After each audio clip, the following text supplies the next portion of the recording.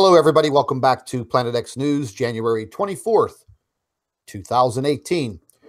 Ladies and gentlemen, we've brought you all here today on this live stream. I'm here with Dr. Albers. Dr. Albers, how are you this evening? I'm very well, thank you, Scott. And how are you? Doing pretty good, thank you.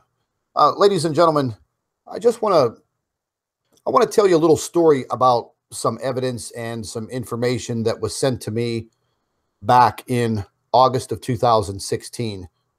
I kind of want to bring a lot of people up to speed, on what I've been doing as far as this Planet X research over the last couple of years. I've actually been doing it for a long period of time, but I really, I didn't bring it to YouTube until I think it was about mid-July of 2016.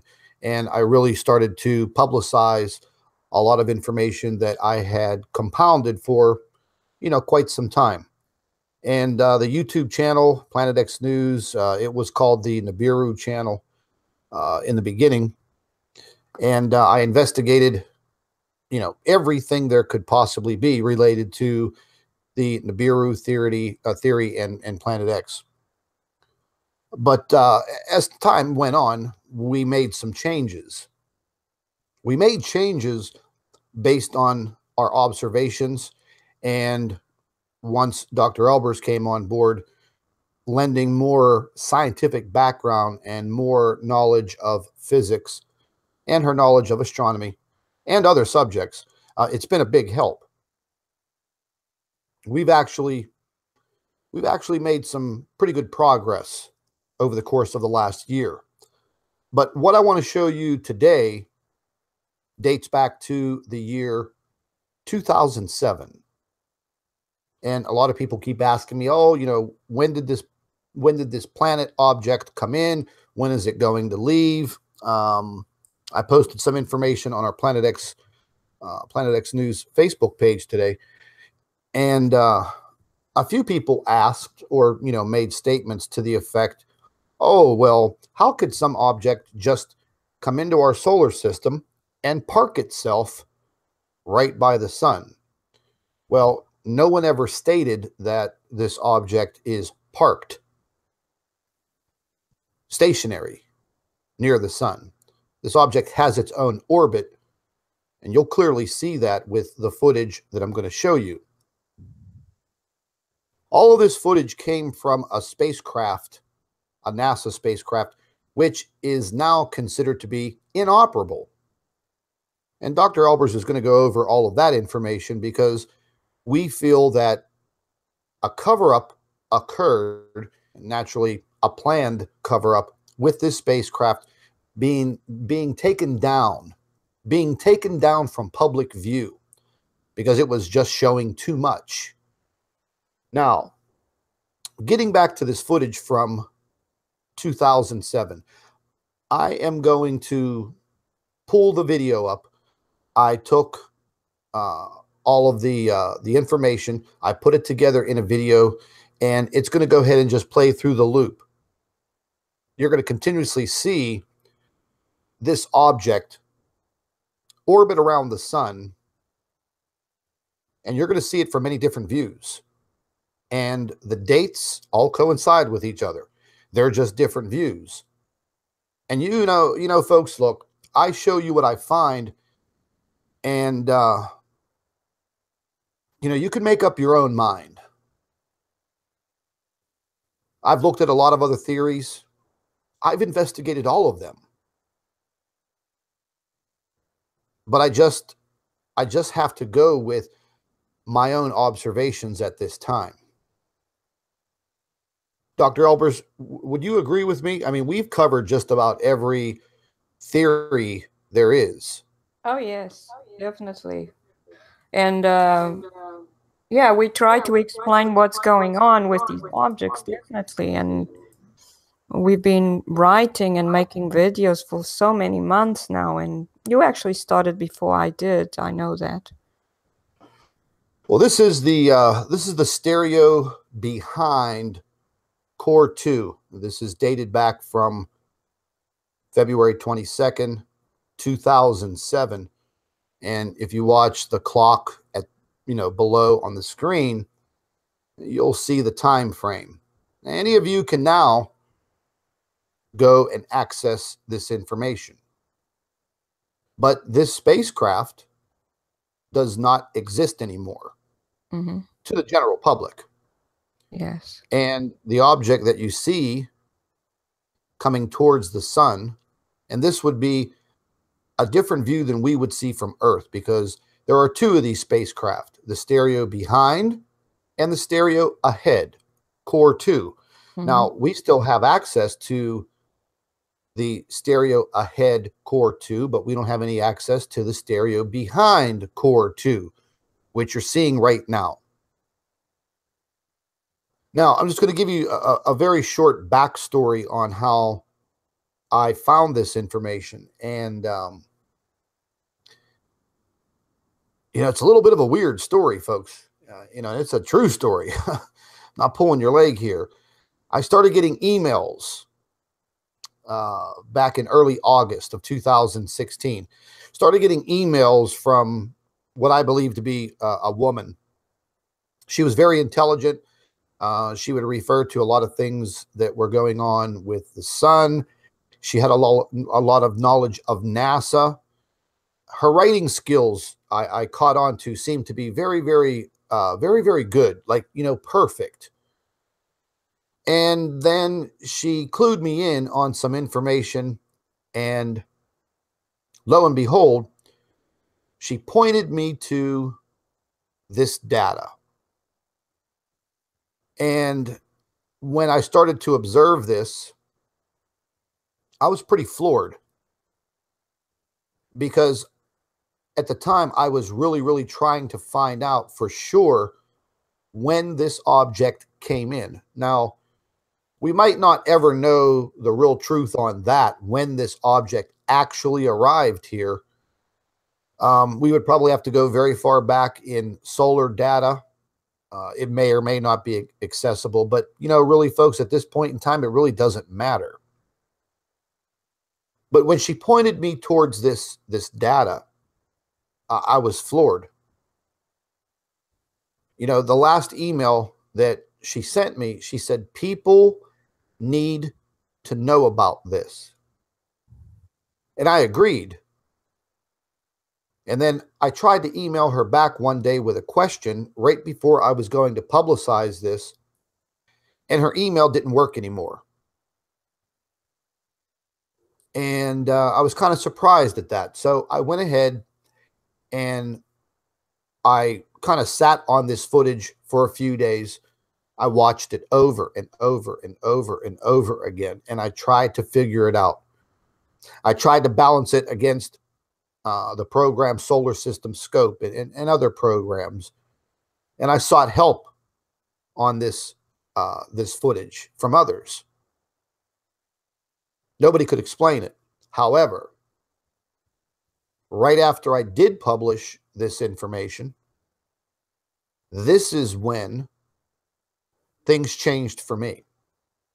This is when things changed for my YouTube channel. This is when things changed for my research and my investigations. This is when things changed for me personally, even on a personal protection level.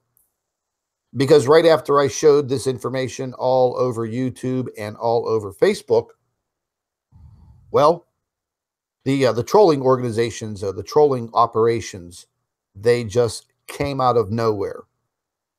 And I was under fire, and I still am to this day. I mean, this has been nonstop, 7 days a week, 24 hours a day. The wicked emails come in constantly. I mean, I told you guys before, I could share these with you all day long. You'd get bored reading them because they're ridiculous. But anyways, these debunkers come right out, and they claim that object was our moon, the moon up in the sky that we see. And I just didn't buy that, because it just didn't look physically possible. even with the locations of the spacecraft, looking at things on solar system scope, trying to investigate the entire video matter. It just didn't add up. And then all of a sudden they came at me with bringing an amateur astronomer into the picture who is a troll baby himself. And he supposedly made this orbital animation on his computer.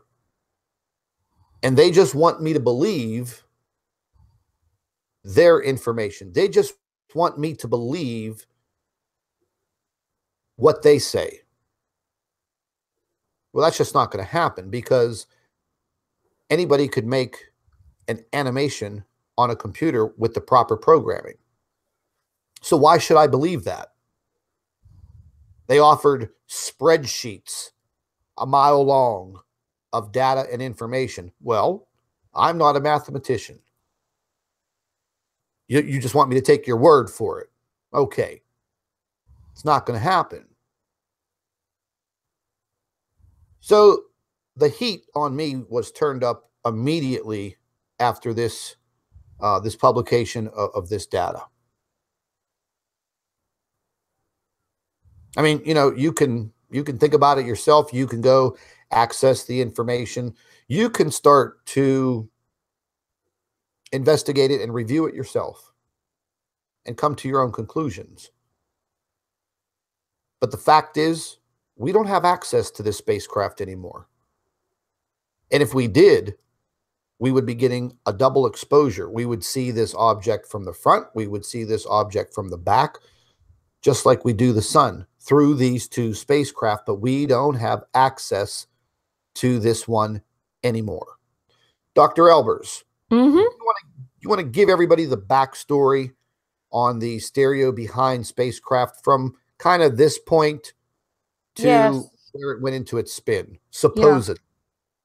Yeah, I was just admiring the images you're showing on the screen. You can clearly see the object going into the sun's corona, because you can see the corona visibly above the object as it goes past the sun. So anyway, the stereo B, they lost communications with it on October 1st, 2014. And the story is that they did a test on that day, because the spacecraft was about to go behind the sun, where it would lose communications with Earth. And the spacecraft was not programmed to deal with that. What it did have was the ability to do a kind of reboot once it didn't get any communications from Earth for 72 hours, so for 3 days. So they were testing to see what the spacecraft would do if it didn't have communications after 72 hours. And when they did that, something went wrong, and the spacecraft went into a spin.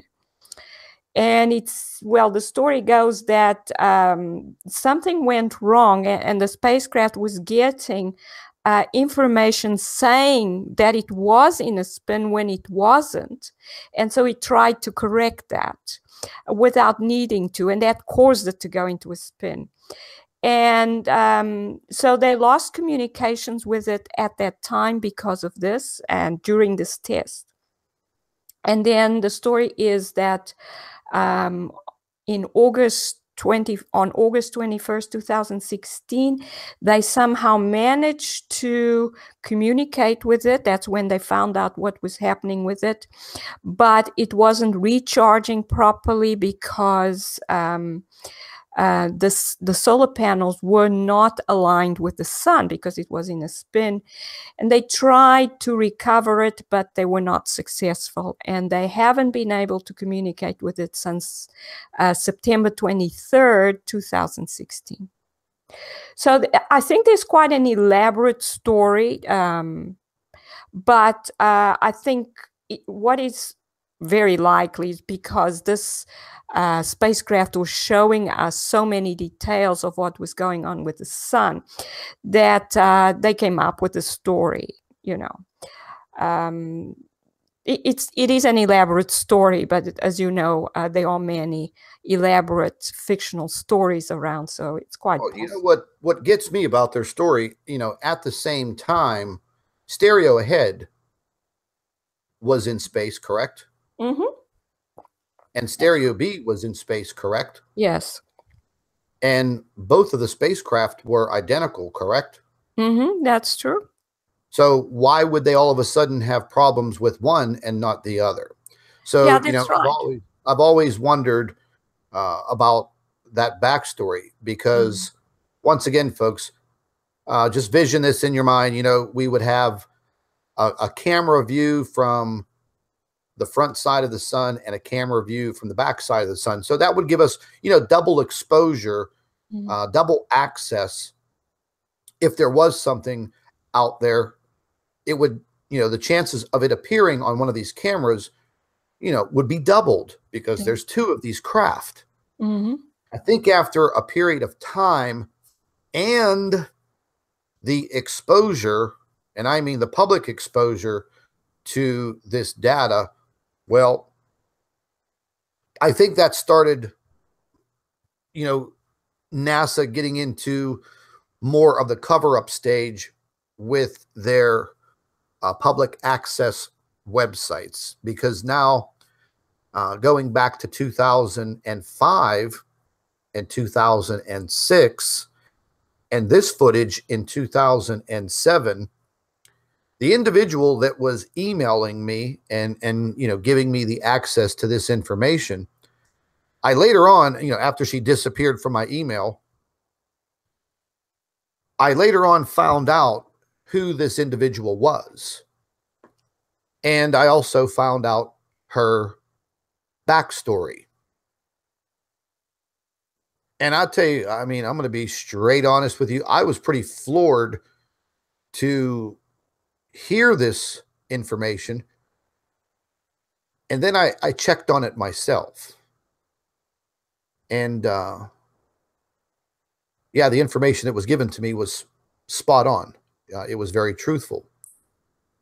So just to give you guys a little bit of this backstory for this lady, she is an investigative reporter for the New York Times. She is a very, very knowledgeable journalist for a very long period of time. She has won many, many awards.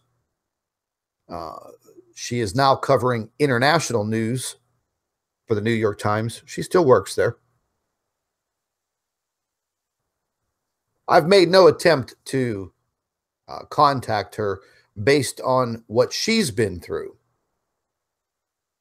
So back in 2005, she was given some information on this subject matter as an investigative report. So the information was just dropped in her lap. She knows nothing about astronomy. She didn't at that time. But the inside information, I guess, is, if you want to call it that, I guess it piqued her interest. Piqued her interest because of the possible damaging effects to our planet and our sun. She really didn't know what to do about it. So she decided to start making videos without any type of, you know, voiceover, just kind of some words typed in on the screen and showing some of this footage.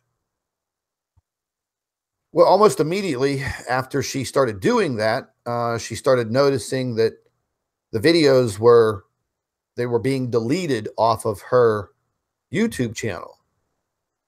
YouTube claimed that they had nothing to do with it, that it was coming from her end, meaning her YouTube channel was being hacked.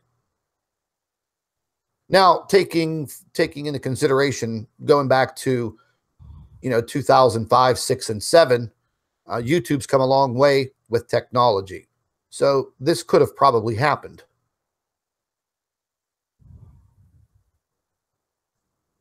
after they started deleting these short videos that she was making describing her observations, and she was getting help from the outside from someone with knowledge in astronomy, physics, astrophysics. There's just no doubt about it.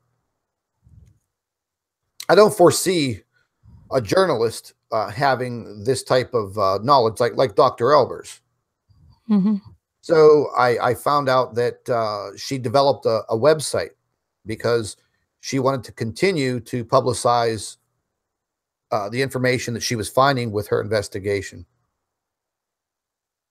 So she developed a small little website and, kind of like a blog type website. And she was putting this information up on the website, thinking that, okay, I have total control of my website. They're not going to delete this. Well, shortly thereafter, they started to literally delete information off of her website overnight, kind of almost like they were watching her electronic footprint, everywhere she went. And I guess it kind of spooked her. And then her website was completely taken down. And then she got paid a visit at her apartment building in Manhattan, New York. An apartment building with armed security at the front desk, meaning nobody comes in the front door and passes the security guard and goes to the elevator, just go straight up unless you're a resident.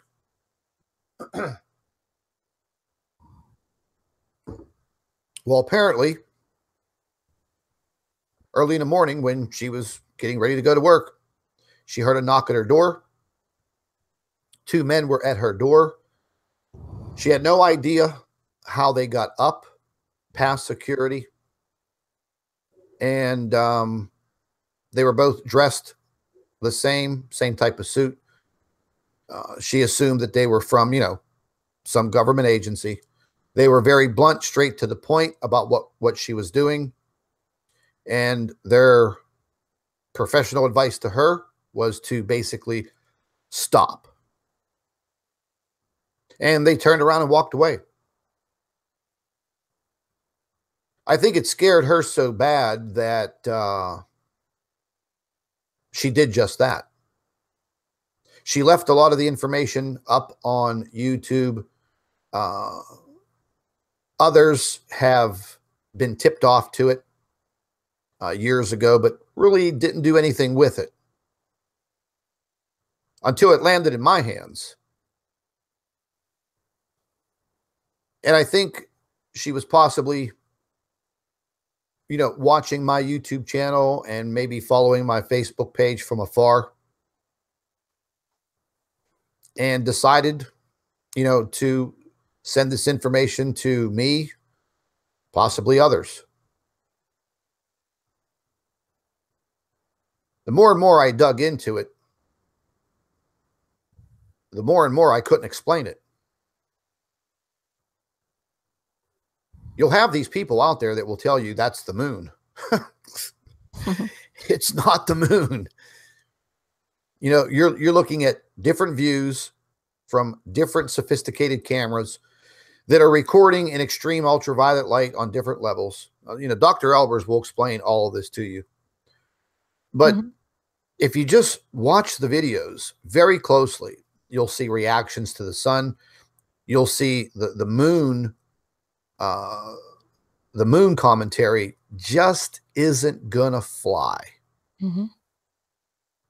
Yeah. So, Dr. Albers, you want to go into the technical background on the spacecraft itself and its cameras and the light and what you've observed, because you've seen this video footage numerous times. You've done reports on it.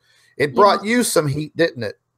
Oh, yes, definitely. But to me, this was like a breakthrough. When I saw this footage, these images was a breakthrough, because this was the first time that I had actually observed one of these objects. Because I had seen the effects of them being present in some of the stereo HI images, but I'd never actually seen an actual object, a spherical object coming up to the sun and traversing the sun. And this is actually what we see here. We see the sun reacting to it. And in the EUVI images, we can actually see that it goes into the sun's corona. And as it goes past those brighter areas in the sun's corona, those sunspot regions, you can actually see how the corona drapes across the object. The object, it clearly goes into the sun's corona. So obviously cannot be the moon. The moon would never go into the sun's corona, as you know. Well, can you tell everybody just briefly mathematically how that could not be possible? Well, the moon is orbiting our planet, so our planet is a huge distance, 93 million miles away from the sun. So this is where the moon is as well. And so this object, though, is right at the sun. Our moon could never go there. Plus, if our moon ever went up to the sun, it would be vaporized. So obviously, this is not a planet or a moon that is doing this. And it's huge. It's about, this object, I measured its size. It's about 1.7 times the size of Jupiter. It's larger than Jupiter. So nearly twice as large as Jupiter. It's very large. I want to ask you something also. And you know, we've been theorizing the very quick speed and orbit of this object around the sun. Mm-hmm. And if you look at the time and date stamps from all of the footage that we have here, mm-hmm. and you can see that it is racing around the sun at a very fast rate of speed, according to the days. That's right. So it's literally making its way, you know, around or in front, depending on the view that we have. Yes. Because we have several different views here. So you're going to see things in a different way. Mm-hmm. I mean, that's extremely fast. I mean, that's faster than Mercury. That's faster than any planet in our inner solar system. That's right. For it to make its way around the sun in this type of tight orbit, yeah, I mean, it's got to be moving pretty fast. Yeah, this object is certainly moving extremely fast. I must actually calculate its speed, but definitely none of our planets in the solar system travel this fast.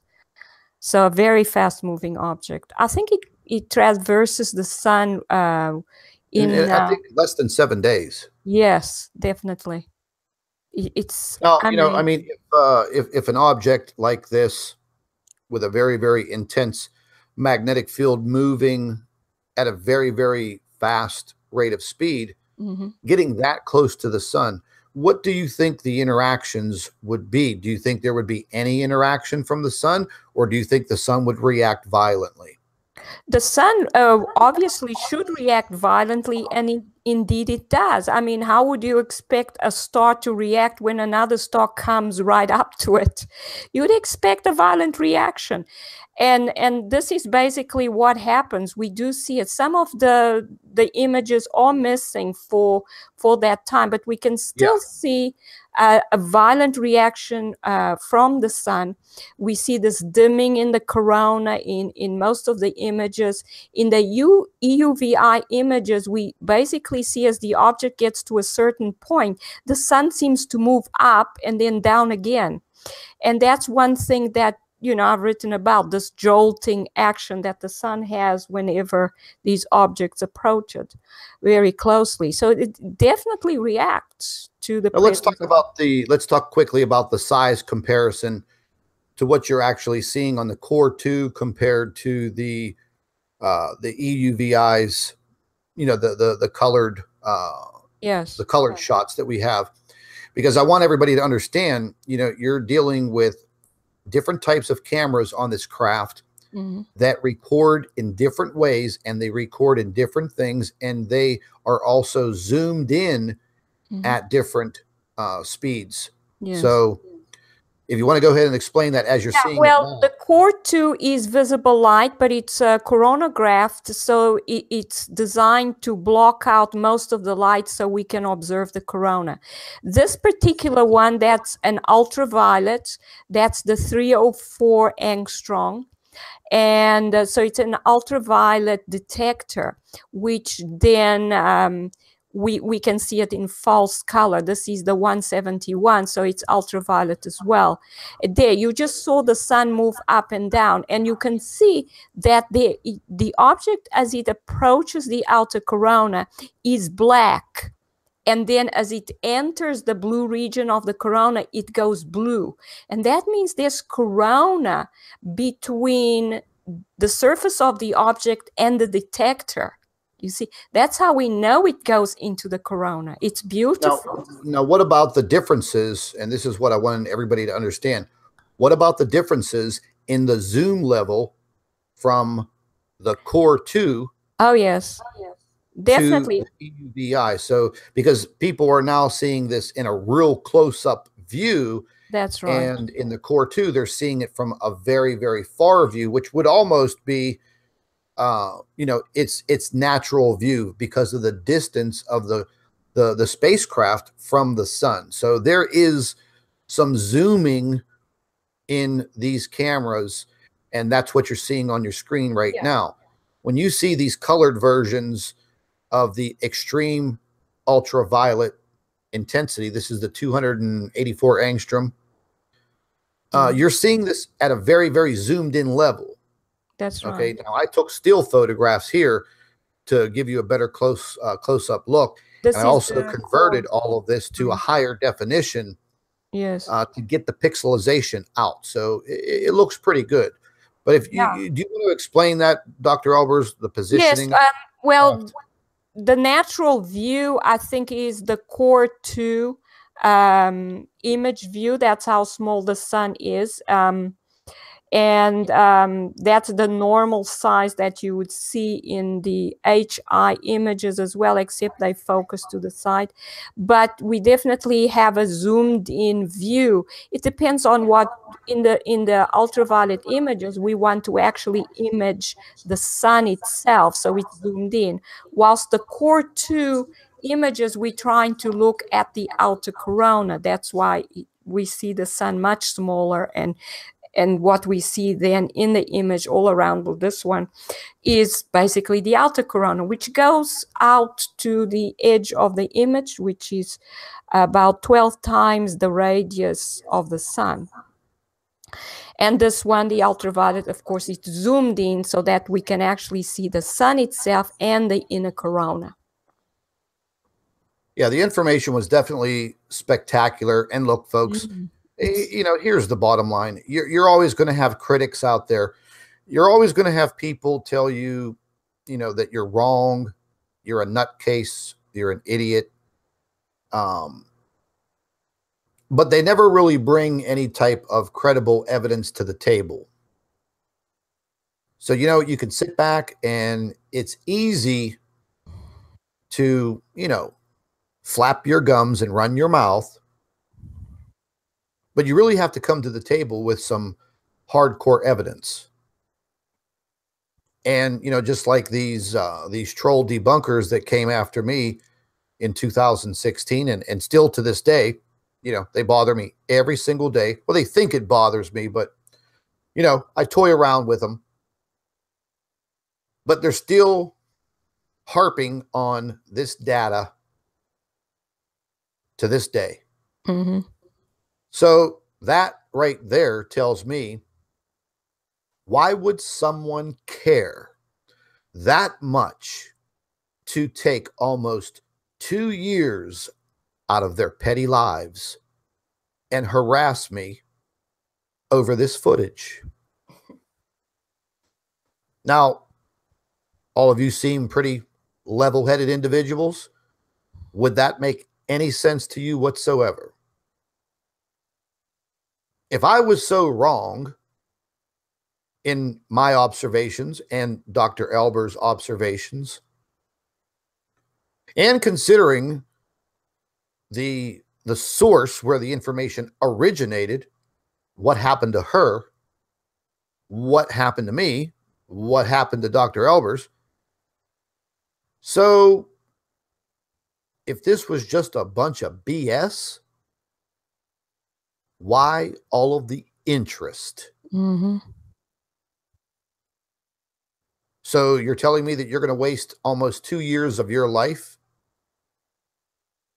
bothering and harassing me over some space video? Does it really make any sense? Would any of you actually do something like that? You may have a debate on the subject, but then you move on. So, folks, my point is, there is definitely something about this video footage, this date and time in 2007, when this object moved into the view of the stereo behind Core 2 spacecraft, which mysteriously is, no longer in operation. Mm-hmm. I mean, we feel that, yes, it's still in operation. They just don't want to give us double the data by allowing us to see the front side and the back side at the same time, because that would increase our chances of getting more information, more data, more photographs, and more proof. Folks, we could sit here and we can study photographs and pictures and video all day long. But one thing that you cannot deny is what is happening on this globe each and every day. The extreme situations. Right before we went on the air, Dr. Albers and I were reviewing a news report coming from the Weather Channel. And there is already data in that this so-called 7.9 earthquake in Alaska, which we definitely, Dr. Albers crunched the numbers. She is excellent in math. Dr. Albers, what were your findings? Well, I found that they're using deceptive data analysis methods to downgrade the earthquakes. And so what they did was they downgraded it to 7.9. They didn't show, and that the data that's supposed to have come from 35 reporting stations, that data, as you said in your own video, was not there, was missing. So it's impossible to check how they got that 7.9. But they have a whole lot of data below that from 643 stations. So I looked at that data, and there are definitely values there that are way off. They are below 4 magnitude earthquakes from some of the stations. And if you take every single value there, you calculate an average, you get 7.8. With the wrong values. Then what they did was they used the 7.9, which is not validated. It's not valid because we cannot check the data. And they took that as the mean for that data, and they took whatever value was 0.15 away from 7.9, they left that out and they recalculated the mean then, and they got 7.8. And now the fact that they got exactly the same value, 7.8, as they did without taking out the bad values, means that 7.9 is actually the wrong center for that data. So I recalculated that, taking away all values that are 0.5 away from 8.2. So it truncated all the lower values that they had truncated as well, but it left in a few of the values that are up to 8.7. Up to 8.7. I'm gonna put this into layman's terms for all of our viewers. What Dr. Albers is talking about is, whenever I showed you guys all of the reporting stations and all of the recorded magnitudes from those devices, loads and loads of them, way over an 8.1, 8.2, 8.3. And then mixed into all that data are these really low numbers. And I showed you a few of them.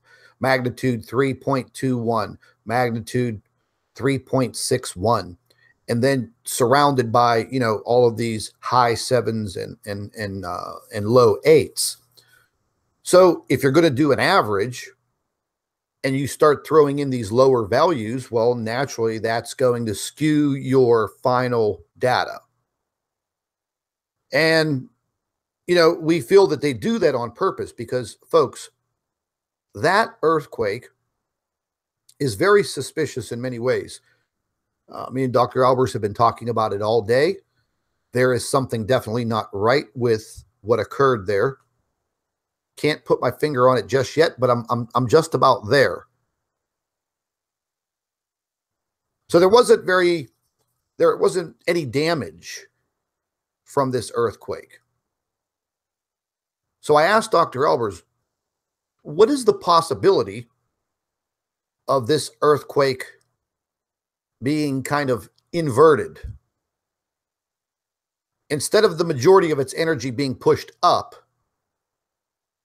a lot of it was pushed down into the earth. But at the same time, energy was definitely felt by the seismic detectors. A magnitude 8 earthquake in this region, underwater, on the ocean floor, depending on the style of the earthquake, would definitely cause some type of tsunami wave, something bigger than a foot.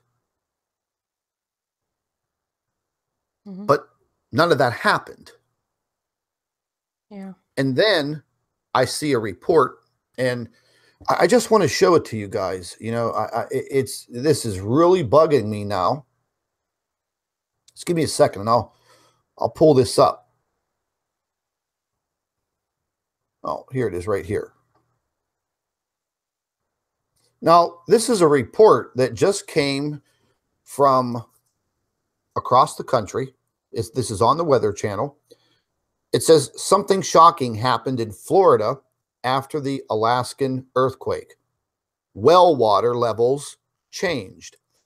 Now, we're not talking about whole bays of water. We're talking about well water. We're talking about a very small measurement, nothing major. But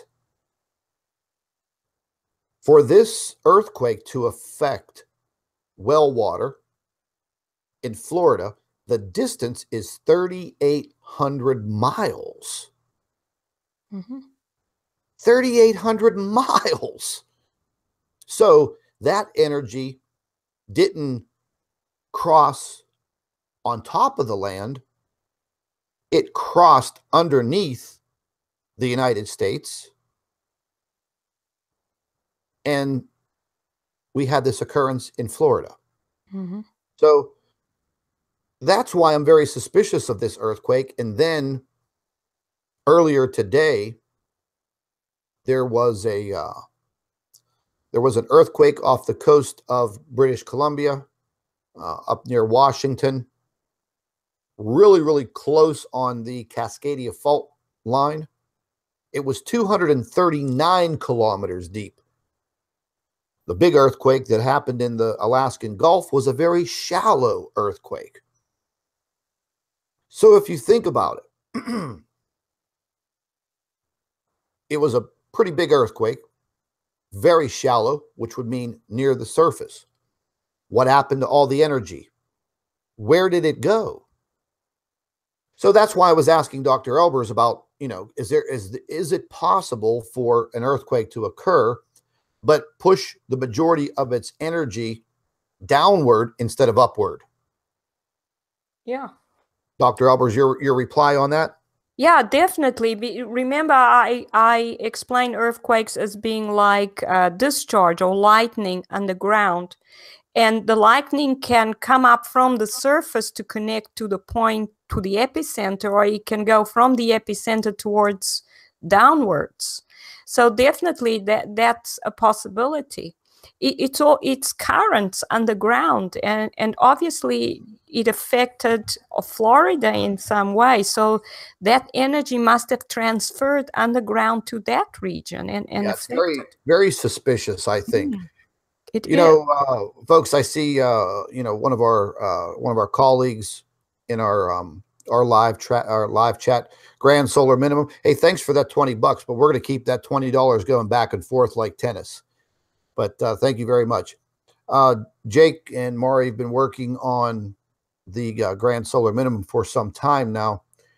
And that's very, very critical information, folks, because, we're moving very close to, or we are on the cusp of a solar minimum, which, based on history and scientific evidence and fact, it's going to create other problems with our climate, other problems with our temperature, just problems, period. If you guys click on his avatar, you can subscribe to his YouTube channel and keep yourself in the loop with all information, folks. We got good people out there that are providing very valuable information. Grand Solar Minimum, BP Earth Watch, Mr. MBB 333. There's a host of people out there, Dutch Sense, Suspicious Observer. There's some very credible individuals out there that are keeping in tune with their subject matter. I think it'd be a good idea to add some of these channels. If you're not already subscribed, add them to your bookmarks.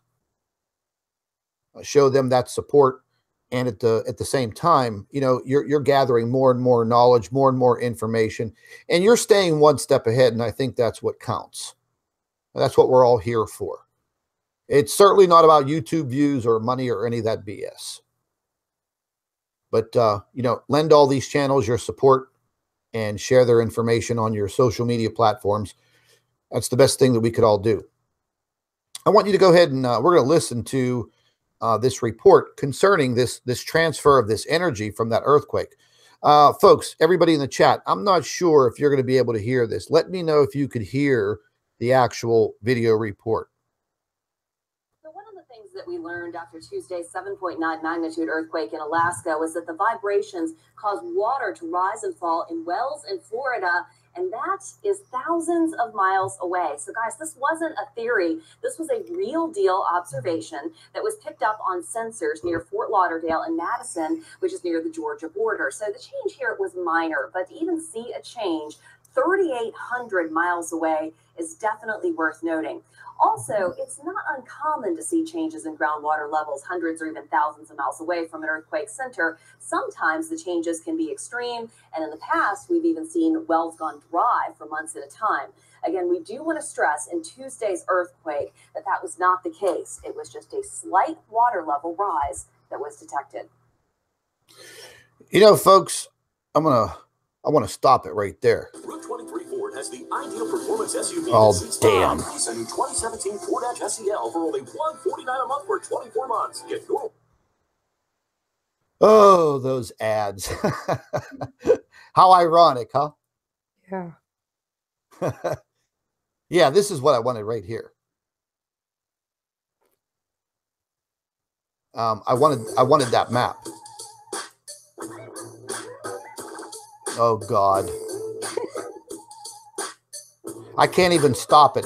Let's watch an H&R Block ad, everybody. There we go. Today's 7.9 magnitude earthquake in Alaska was that the vibrations... The Weather Channel, their video player, it doesn't work very well. With all the money that they make on advertising, you think they would have a better video player.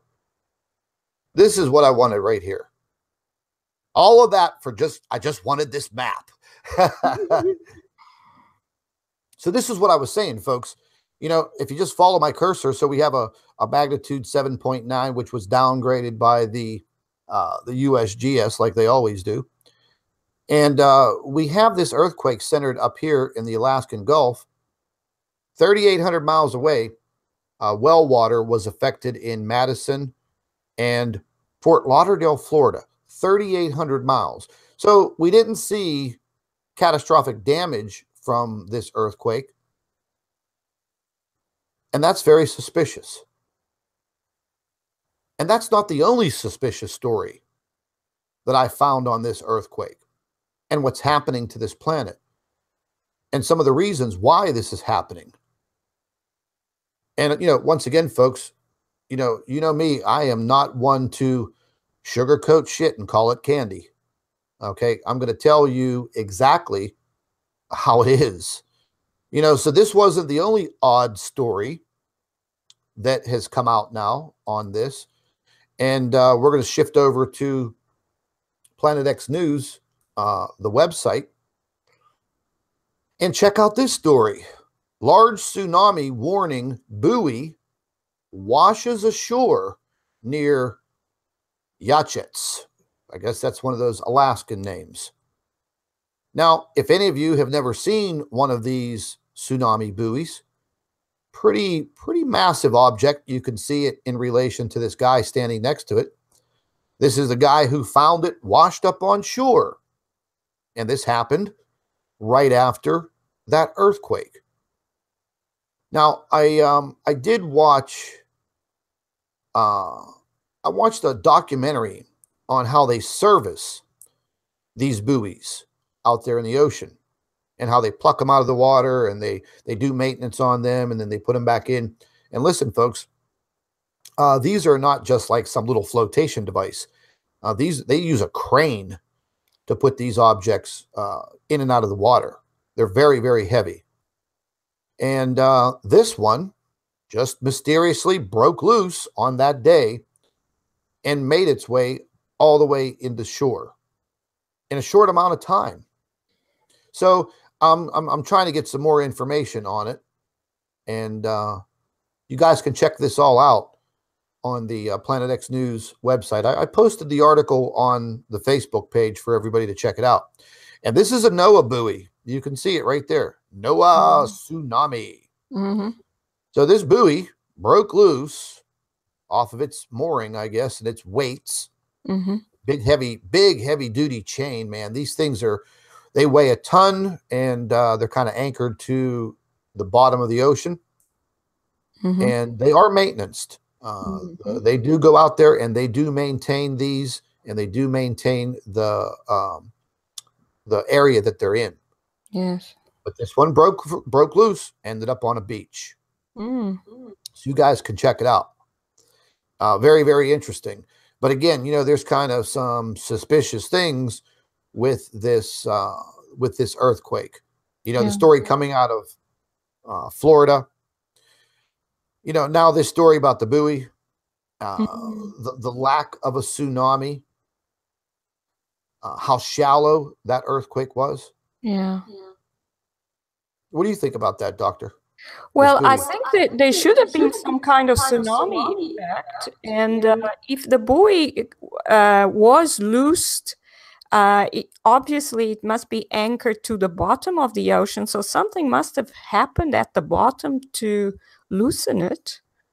So if it happened during the earthquake, I suppose it's very likely that it was connected to the earthquake. And that means that something happened on the bottom of the ocean, on the ocean floor, to cause that. So this has never happened before. I mean, I've never seen it. I posted the link for the article in the description box. Oh, the chat box.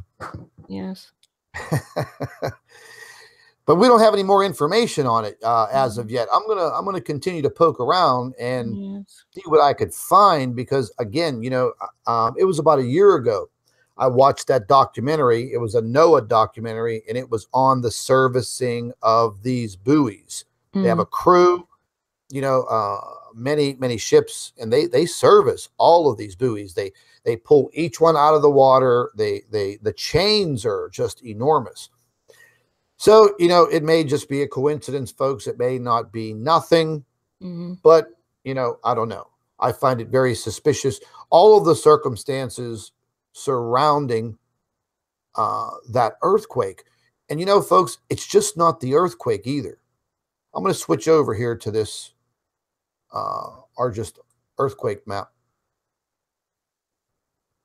We're going to zoom into this area, and they've already removed some of the swarming earthquakes. These are all aftershocks. Okay. Yesterday there were more. I posted it on the Facebook page. I counted over 30, which also included the initial shock, and more today. I mean, it's still rumbling in this area. Yes. And then you see these earthquakes right here in this straight line flowing right up into parts of central Alaska. Very suspicious, folks. Very suspicious. So you can see the straight line. I guess the majority of that energy might have went this way. Here's the areas of Florida, northern Florida, and southern Florida. Made its way right underneath the Gulf of Mexico. Yeah. Just pretty odd circumstances. What do you think, Dr. Albers? I mean, I'm just kind of not buying it. Scott, don't forget, whenever there is an earthquake anywhere on Earth, it is felt everywhere on the planet. Yeah. So it reverberates. The whole Earth feels it as if it's a bell ringing inside the Earth. So it will affect every part of the planet. But obviously, this drop in the well level is very interesting. But we've seen other things that seem to be associated. These tidal events we've seen where the ocean recedes on one side of the coast, and then you get these huge waves on the other. This, I think, is to do with the same thing that's happening with earthquakes, and everything's to do with electrical currents. And this is because of what's happening to our planet and what's happening with our ionosphere. So the effects seem to be on the increase. That's why we are seeing these things.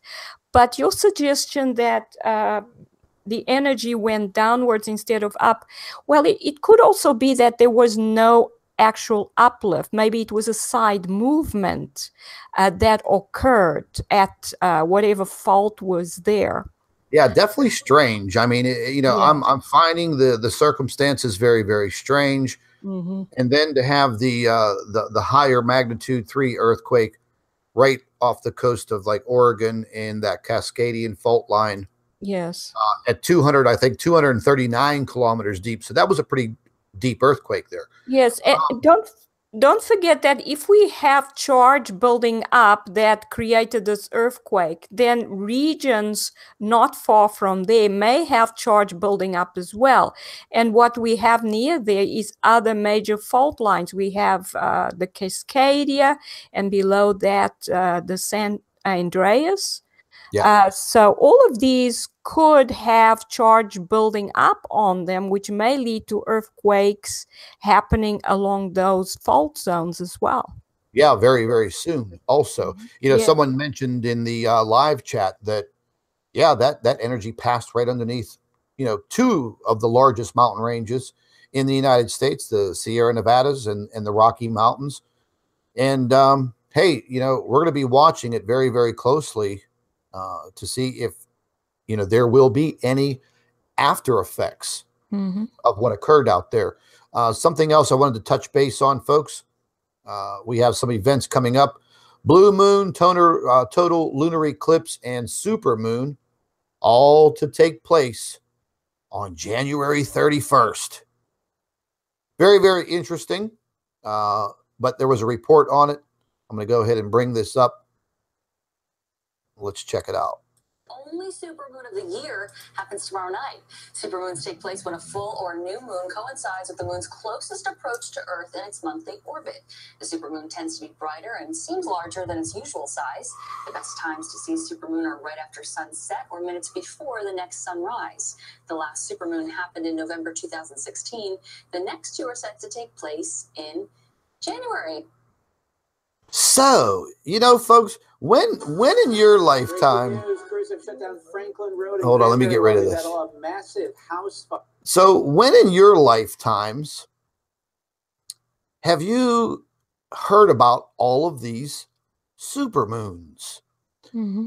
Supermoon, supermoon, supermoon, supermoon. That's all we've been hearing about. That's all I've been hearing about since 2016. Mm-hmm. I mean, there were a whole bunch of them in 2016. I think like 6, 7, Yes. 8, 9. I think there was like one every month for almost the whole entire, summer going into the fall and into the winter. But very, very, very, very suspicious times, folks. Mm-hmm. And getting back to what we were looking at, and this is exactly what I mean. There are some circumstances that have been going on for many, many years. But, 99.9% of us, we weren't awake. We weren't aware. We had no idea. But now, we're forming a worldwide network of individuals, people from everywhere that are coming together, sharing the information. We're all learning together. We're all investigating and researching together. I think that's pretty cool. I think that's the way to do it. We've got to get answers.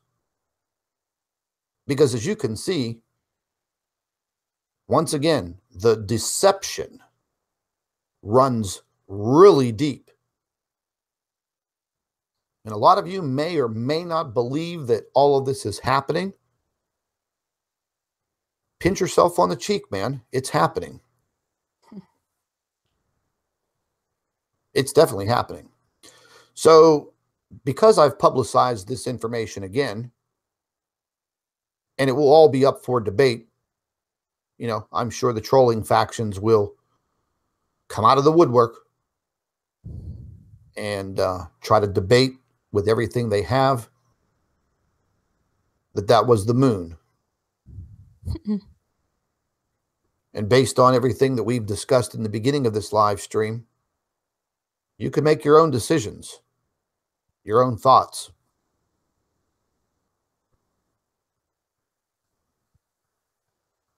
But it's pretty intriguing.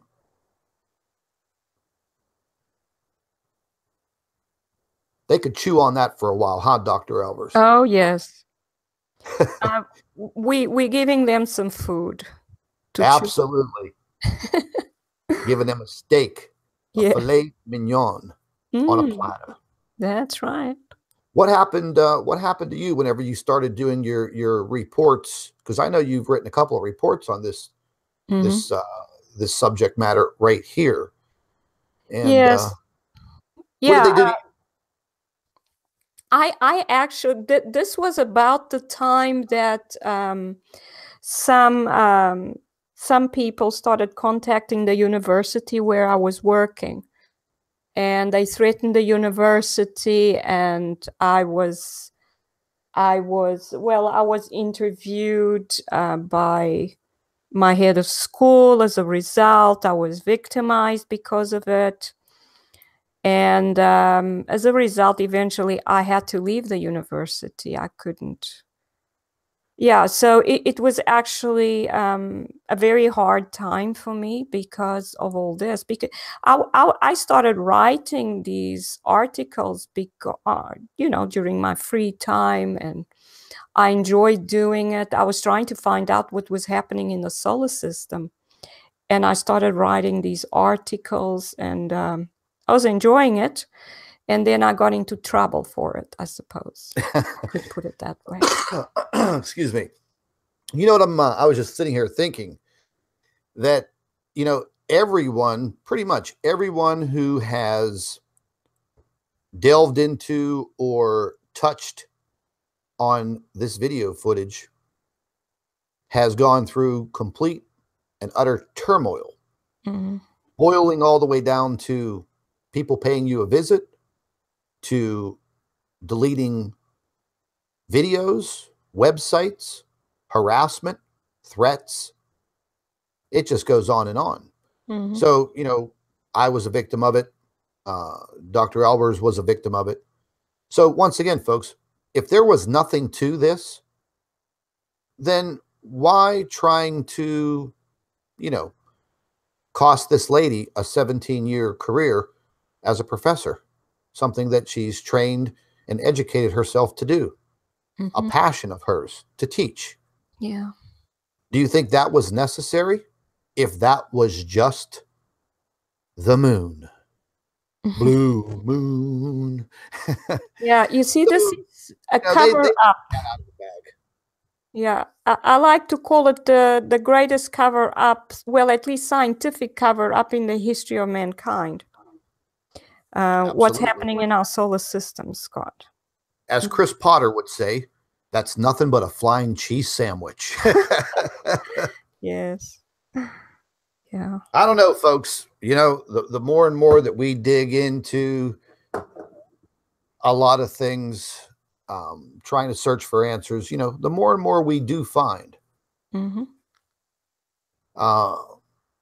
In the course of the next couple of weeks, we're going to be digging into some other subject matters, things that are of concern, things that are happening worldwide. You know, this flu epidemic is something that we're going to delve into, and maybe something that we shouldn't delve into is vaccinations. You know, everybody that delves into the vaccination investigations either ends up dead or, you know, with their life being threatened. So, hey, look, you know, I'm already halfway there. I might as well go full tilt because I don't agree with a lot of these vaccinations. And I think that there is something very seriously wrong. There are medical professionals that are, man, they're starting to come out and they're starting to step up and they're starting to tell the truth. And there are hospital workers, there are nurses. I mean, there are people that are out there and they are opening up their mouths. So, you know, we're going to be getting into some of that subject matter. We're also going to be bringing on a very nice lady who delves into a bunch of other different subjects that I've looked into before, like symbolisms within governments. And we've all, you know, seen the dollar bill, you know, with all of the Illuminati and Freemason symbols on it. And she touches on some other subjects also. And, you know, we're going to get a little deep into some of these other subject matters because I think they all play a role. Just recently, Wayne Steiger, his YouTube channel, he did a video on these designs of these NASA patches, mission patches. Ooh, man. Wow. You want to talk about symbolisms? Yeah. Government organizations. Very weird things, folks. Just not out in space, but right here on our own planet. And it seems that our threat level, as far as what's happening, it seems to be increasing to the next level. That's something we're just going to have to keep our eyes on. I don't think there's any way of predicting any of this. The only thing that you can do is just, you know, continue poking around, continue your research and your investigation, increasing your knowledge and trying to figure it out. Not one person has all of the answers, not even science. But I'm intrigued at a lot of the things that I'm seeing, but at the same time, you know, it is very worrisome. I know it's very worrisome to a lot of people, but having a better understanding of what is happening, you know, kind of levels that out for some people. Dr. Albers, I mean, what do you think about everything that's happening right now, as far as the total package? What's happening in space? What's happening with our sun? What's happening on our planet? What's happening with the politics? Yes, And well, the symbolism. everything seems, as you say, to be getting worse. Well, these objects have been here for a while, but as more and more people find out the truth, and I think the effects are getting more and more difficult to hide because they're getting stronger. So yeah, but things are definitely seem to be getting worse. The governments are in upheaval. There's talk of war. All of this is been happening, and it has been prophesied that it would happen in the end of days, and in this time where, you know, we may have these changes, and this is what we see happening. You know, that's difficult times, and I think they are not going to get any better. I think the Earth is feeling the effects of what's happening with the sun, and the effects are getting stronger. And I don't think we can expect it to get any better. These objects are not going to go away. So the effects of them being here and on the sun and on the Earth will keep on increasing. So, you know, I like to say that this is a good time to get to know our Creator, because in the end, there's not much we can do about it, except, as you say, keep on finding out what's going on. I think it's important that people know the truth, because if you know the truth, even if there is nothing you can do about it, you will realize that you need to prepare spiritually for possibly even dying. And only knowing the truth will make you realize that. And so get to know our Creator is a good thing to do at this time. Yeah, I definitely agree. Definitely agree, as always. I'm going to go ahead and stop sharing here. Yeah, ladies and gentlemen, like I say all the time, you know, knowledge is power. The more you know, the better off you're going to be. I don't like being surprised by things like this, but it seems to be happening on a daily basis, just about every minute of the day. There's a lot of flooding going on worldwide. They're having problems in Spain, Paris, France, different areas of France, Switzerland, a lot of parts of Europe, a lot of weird, severe weather. There's some more severe weather that's going to be impacting the United States in the days and weeks to come. It's going to be kind of like a roller coaster.